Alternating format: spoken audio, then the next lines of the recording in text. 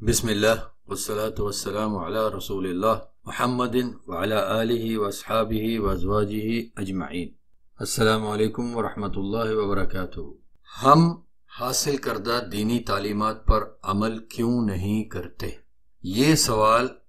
میری آج کی گفتگو کا عنوان ہے۔ 1433 ہجری اگست 2012 میں رمضان کے بعد نیکیوں پر قائم رہنے کے بارے میں گفتگو کے دوران کچھ بھائیوں کی طرف سے دبے دبے الفاظ میں یہ کہا گیا کہ دیندار لوگ، دینی جماعتوں سے وابستہ منسلک لوگوں کی اکثریت بذات خود دینی تعلیمات پر عمل کیوں نہیں کرتی۔ کچھ ہی دیر بعد حاضرین میں سے ایک دو بھائیوں نے واضح الفاظ میں یہ سوال کر ہی دیا۔ اس سوال کے جواب کو پانے کے لیے مطالعہ اور تحقیق کے دوران مجھے یہ سجھائی دیا کہ یہ سوال صرف ایسے لوگوں کے لیے نہیں یا ایسے لوگوں کے بارے میں ہی نہیں جو دینی مدارس سے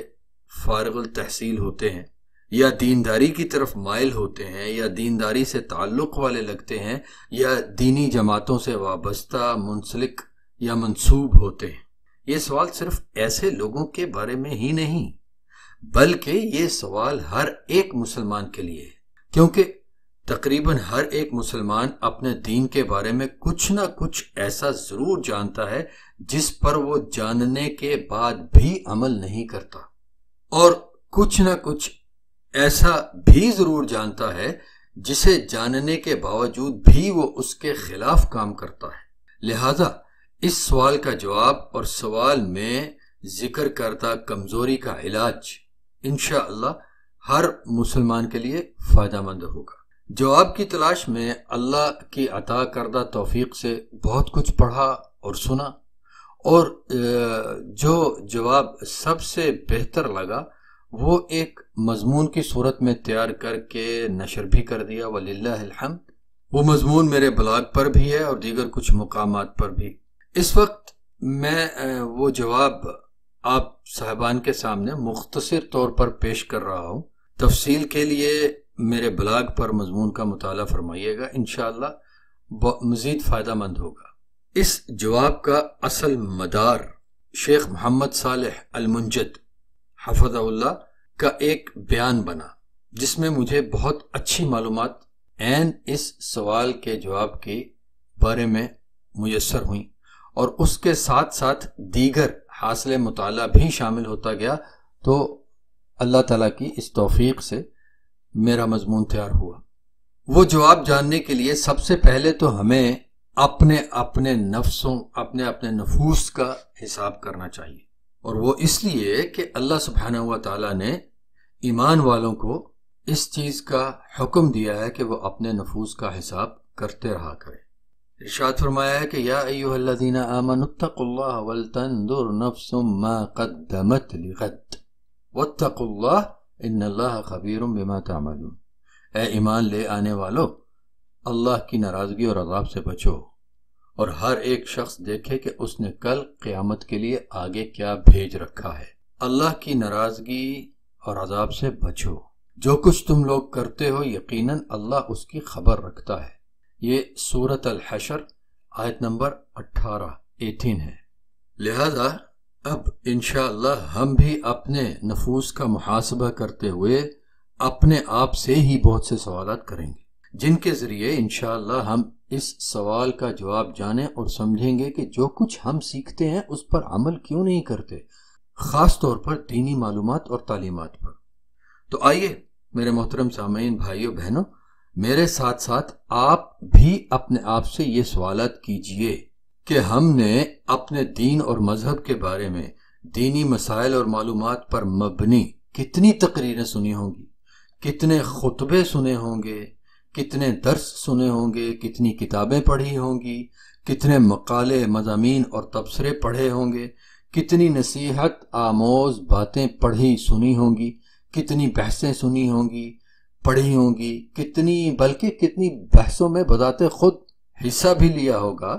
کتنی دینی محفلوں میں، درس کی کتنی مجالس میں، ذکر و اذکار کی کتنی نشستوں میں شامل ہوئے ہوں گے، کتنی دفعہ قرآن کریم پڑھا ہوگا، اور اس پڑھائی میں، قرآن کریم کی اس پڑھائی میں کتنی دفعہ غور اور تدبر بھی کیا ہوگا،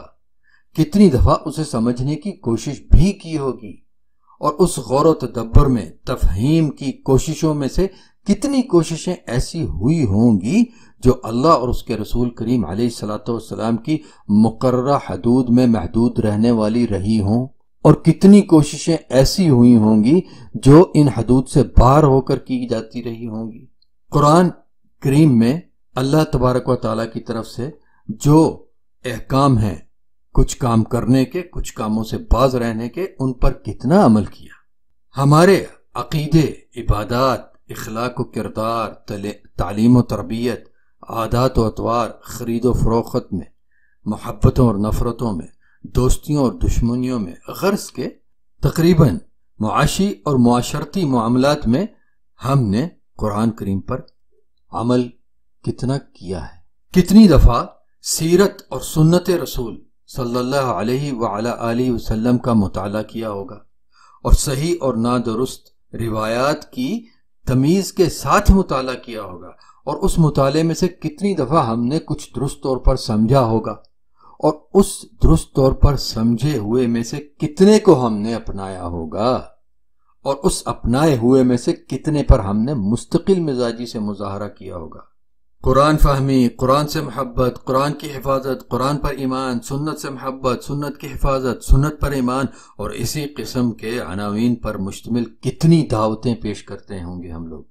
اور خود اس دعوت پر کتنا عمل کرتے ہیں۔ اگر ہم دیانت داری سے ان سب سوالات کے جوابات اپنے اندر سے، اپنے نفس میں سے تلاش کریں تو ہم میں سے اکثریت کو جواب ملے گا کہ سنا پڑھا تو بہت ہے جناب، لیکن اس کی درست تفہیم اور عمل بہت ہی کم ہے، یعنی اس سنے اور پڑھے ہوئے کو درست طور پر سمجھنا اور پھر سمجھے ہوئے پر عمل کرنا بہت کم ہے۔ اس کم عملی کا سبب جاننے کے لیے ہی میں یہ گفتگو کر رہا ہوں میرے محترم سامعین، بھائیوں بہنوں۔ ان سوالات کے علاوہ کچھ مزید سوالات بھی ایسے ہیں جن کے جوابات میری آج کی اس گفتگو کے موضوع کے طور پر کیے گئے سوال کا جواب حاصل کرنے میں مددگار ہوں گے انشاءاللہ۔ چلتے چلتے وہ سوالات بھی اپنے آپ پر پیش کر لیجئے اور اپنے آپ سے پوچھ لیجئے کہ ایسا کیوں ہے کہ ہم اللہ کی آیات مبارکہ پڑھتے ہیں، وہ آیات کہ جو کسی پہاڑ پر نازل ہوتی تو وہ پہاڑ بھی اللہ کے خوف سے لرزتا ہی رہتا، وہ آیات شریفہ پڑھ کر ہمارے دلوں میں اللہ کا خوف کیوں پیدا نہیں ہوتا، ہمارے کام اللہ کی تابع فرمانی والے کیوں نہیں بن جاتے، اللہ کی طرف سے جو کچھ کرنے کے احکام ہیں، ہمارے کام، ہماری باتیں، اقوال و افعال ان احکام کے پابند کیوں نہیں ہوتے، جن کاموں سے باز رہنے کے احکام ہیں ان احکام کے مطابق ہم ممنوع کاموں سے باز کیوں نہیں رہتے۔ ایسا کیوں ہے کہ ہم اکثر ایسے لوگ دیکھتے ہیں جو قرآن کریم، سنت شریفہ اور دینی علوم کی اسناد کے حامل ہوتے ہیں، جبہ و دستار کے حامل ہوتے ہیں، دین داری کی علامت بنے ہوتے ہیں، دینی جماعتوں اور دروس کی مجالس کی روح رواں ہوتے ہیں، دینی حلقوں کے امیر اور ناظم وغیرہ وغیرہ وغیرہ ہوتے ہیں، لیکن جو کچھ اپنی دعوت اور تبلیغ، تقریر و تحریر میں کہتے ہیں اس پر عمل پیرا دکھائی نہیں دیتے۔ ان کا اخلاق، عبادات، لوگوں کے ساتھ معاملات، انداز و اطوار، بود و باش سب ہی کچھ اپنی ہی دعوت کے خلاف ہوتے ہیں۔ ان کے اہل و عیال میں ان کی دعوت و تبلیغ کا کوئی پرتو دکھائی نہیں دیتا، کوئی اثر دکھائی نہیں دیتا،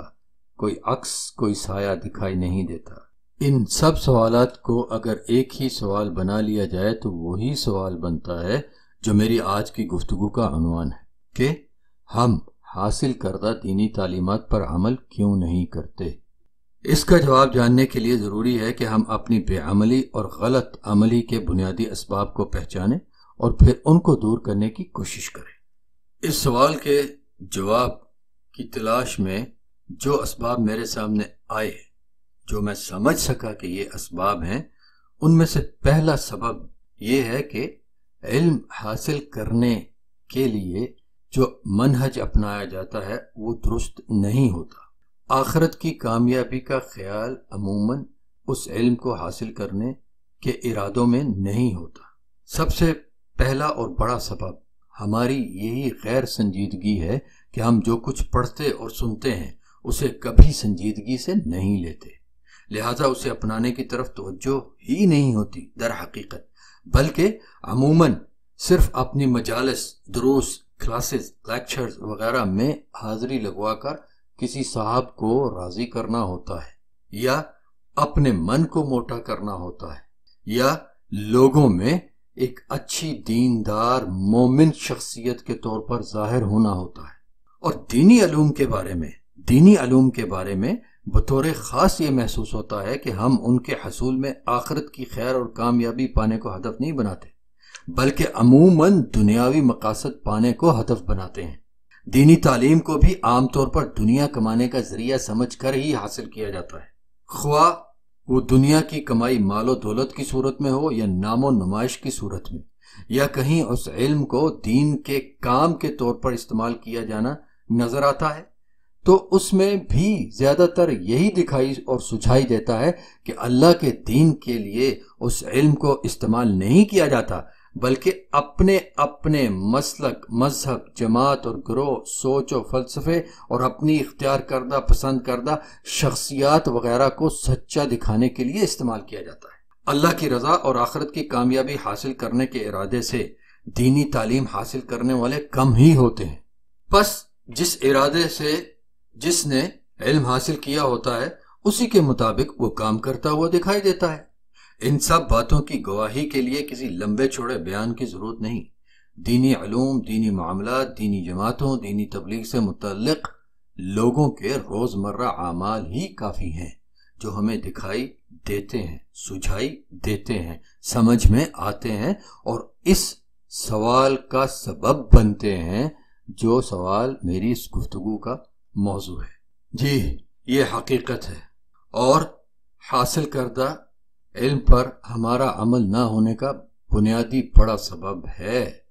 کہ ہمارا حصول علم عموماً اس علم کو نافذ کرنے کے لیے نہیں ہوتا، لوگوں میں عالم بننے یا کہلانے کے لیے ہوتا ہے، لوگوں کو نصیحتیں کرنے کے لیے ہوتا ہے، لوگوں سے بحثیں کرنے کے لیے ہوتا ہے، لوگوں کے نقائص نکالنے کے لیے ہوتا ہے، یا مال کمانا ہوتا ہے، شہرت کمانا ہوتا ہے، یا کوئی بھی اور سبب ہوتا ہے، جبکہ یہ اسباب مطلوب نہیں ہیں دین کا علم حاصل کرنے کے لیے۔ لازمی امر یہ ہے کہ ہم اللہ تعالیٰ کی کتاب پڑھیں تو صرف ثواب کمانے کے لیے نہ پڑھیں، نہ ہی ثواب بانٹنے کے لیے پڑھیں، اور نہ ہی حافظ جی، قاری صاحب وغیرہ کہلانے کے لیے پڑھیں،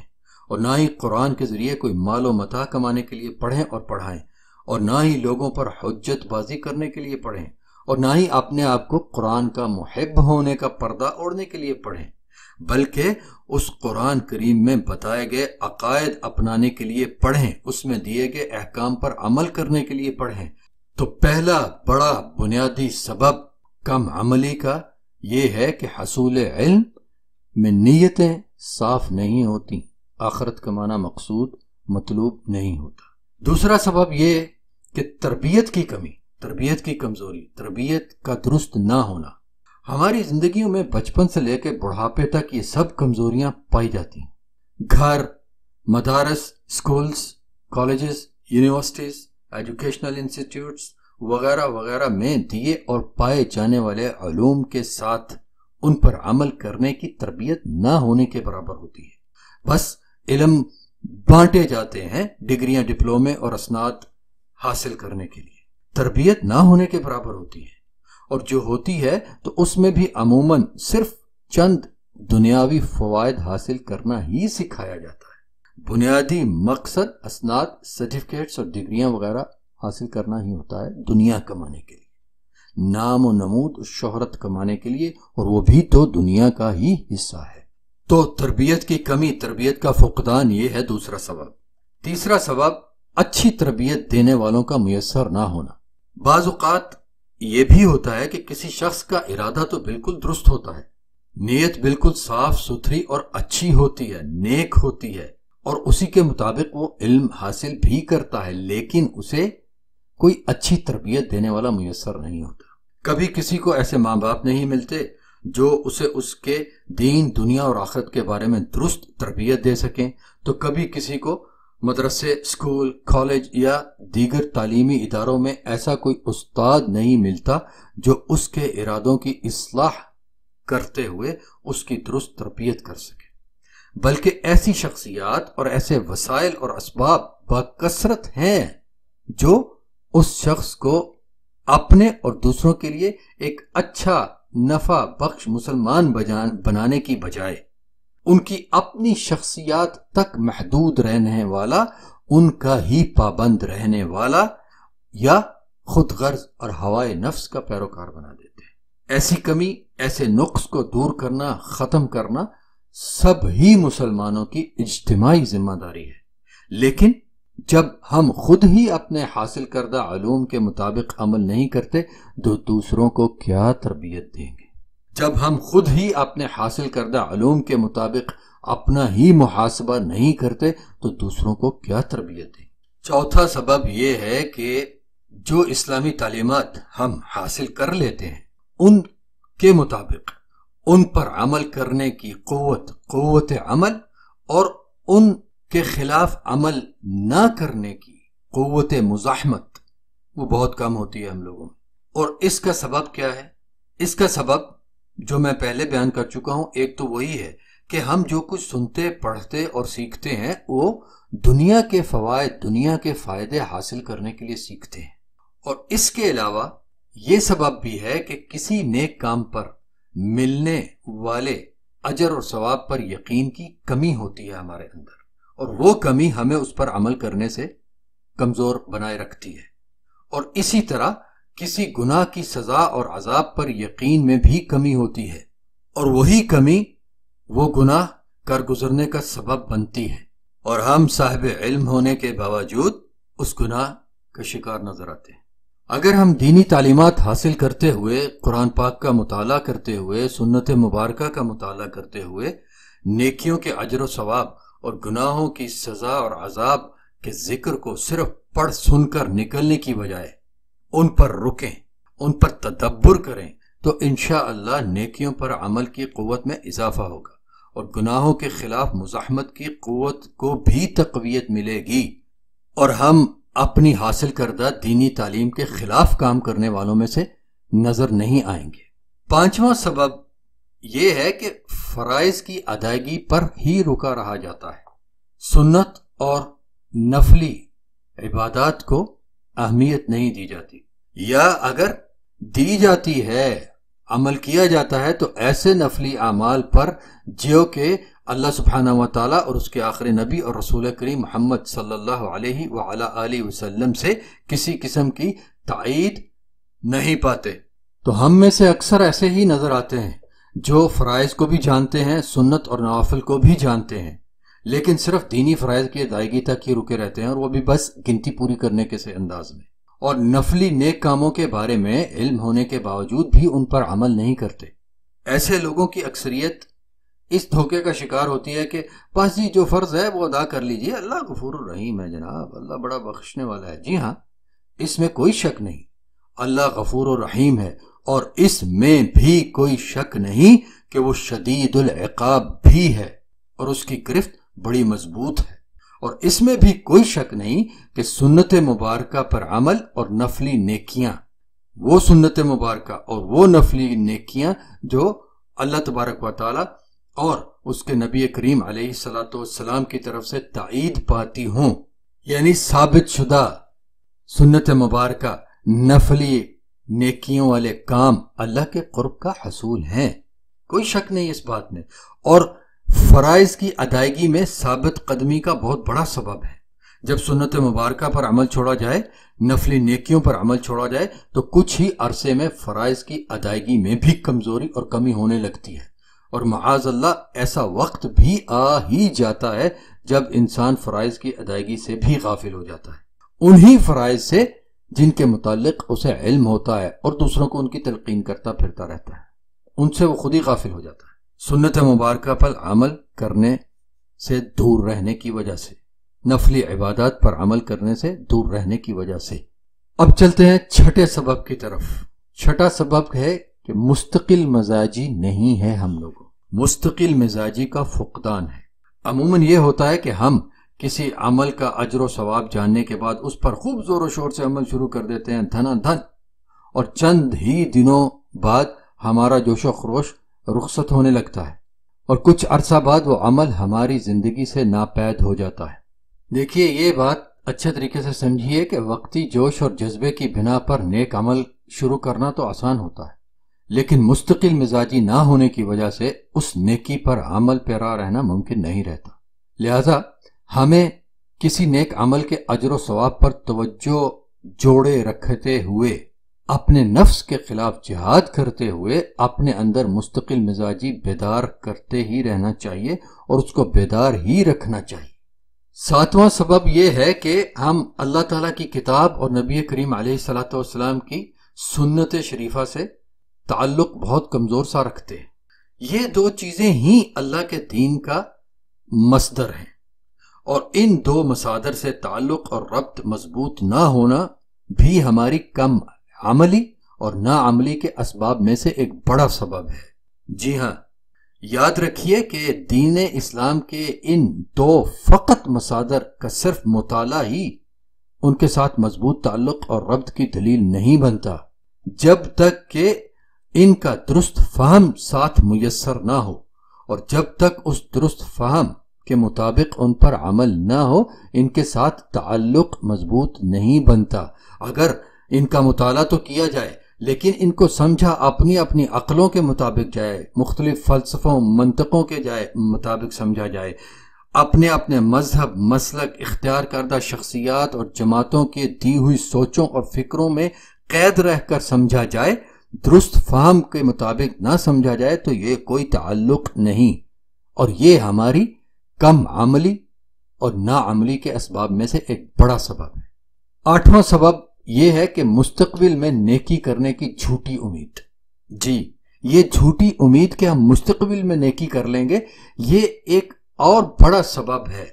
جس کی وجہ سے ہم اپنے پاس دین کا علم ہونے کے باوجود اس علم کے مطابق عمل کرتے ہوئے نظر نہیں آتے، اور یہ شیطان کا ایک دھوکہ ہے۔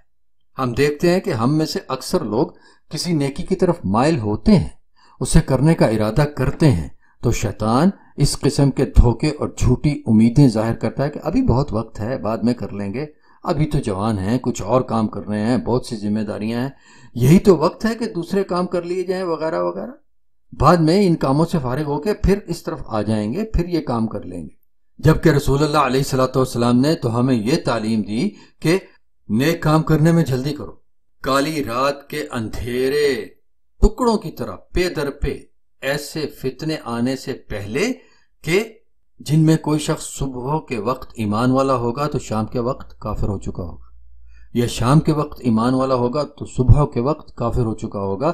کہ دنیا کے کسی مقصد کے حصول کے عوض اپنا دین بیچ دے گا۔ یبیع دینہ بعرض من الدنیا، دنیا کے کسی مقصد کے پانے کے لیے اپنا دین بیچ دے گا۔ صحیح مسلم کی کتاب الایمان باب نمبر 5353 میں یہ حدیث شریف ہے۔ اور یہ بھی ارشاد فرمایا ہے نبی علیہ الصلوۃ والسلام نے، یہ تعلیم بھی دی ہے کہ اغتنم خمسا قبل خمس، شبابک قبل حرمک، وصحتک قبل سقمک، وفراغک قبل شغلک، وغناءک قبل فقرک، وحیاتک قبل موتک۔ 5 چیزوں سے پہلے 5 چیزوں سے فائدہ اٹھا لو۔ 1، تمہاری جوانی کا تمہارے بڑھاپے سے پہلے، اور 2، تمہاری صحت کا تمہاری بیماری سے پہلے، اور 3، تمہاری فراغت کا تمہاری مشغولیت سے پہلے، اور 4، تمہاری مالداری کا تمہاری غربت سے پہلے، اور 5، تمہاری زندگی کا تمہاری موت سے پہلے فائدہ اٹھا لو۔ مستدرک الحاکم کتاب الرقاق میں سے تیسری حدیث ہے یہ، اور امام الذہبی رحمہ اللہ نے کہا ہے کہ یہ حدیث امام بخاری اور امام مسلم کی شرائط کے مطابق صحیح ہے۔ لہٰذا یہ سمجھ میں آ جاتا ہے کہ نیک کام پھر کسی اور وقت کر لینے کی امیدوں کے دھوکے میں آ کر نیک کام کرنے اور کرتے رہنے سے رکنا نہیں چاہیے۔ یہ جھوٹی امیدیں بھی ہماری کم عملی یا ناعملی کا ایک سبب ہے۔ اب ہم مختصر طور پر ان اسباب کا جن کا ذکر کیا گیا، ان اسباب کے علاج کے بارے میں کچھ بات کرتے ہوئے اپنی بات کو ختم کرتے ہیں۔ علاج میں سے پہلی چیز یہ کہ کسی بھی اچھی معلومات اور مثبت علم کی قدر و قیمت کا احساس رکھیے اپنے اندر، اور کسی بھی نیک عمل کے اجر و ثواب کا یقینی علم اپنے اندر جمائے رکھیے، اور کسی بھی منفی علم کے غلط نتائج کے نقصانات کی مقدار کا بھی احساس اپنے اندر قائم رکھیے، اور کسی بھی برائی کے گناہ اور عذاب کا یقینی علم اپنے اندر زندہ رکھیے۔ دوسرا علاج سلف الصالح یعنی صحابہ رضی اللہ عنہم اجمعین، تابعین، تبع تابعین رحمہم اللہ جمیعاً کے حالات زندگی کا غور اور فکر کے ساتھ مطالعہ کرتے رہیے، تاکہ یہ یاد رہے کہ وہ لوگ اللہ کے دین کی دونوں بنیادوں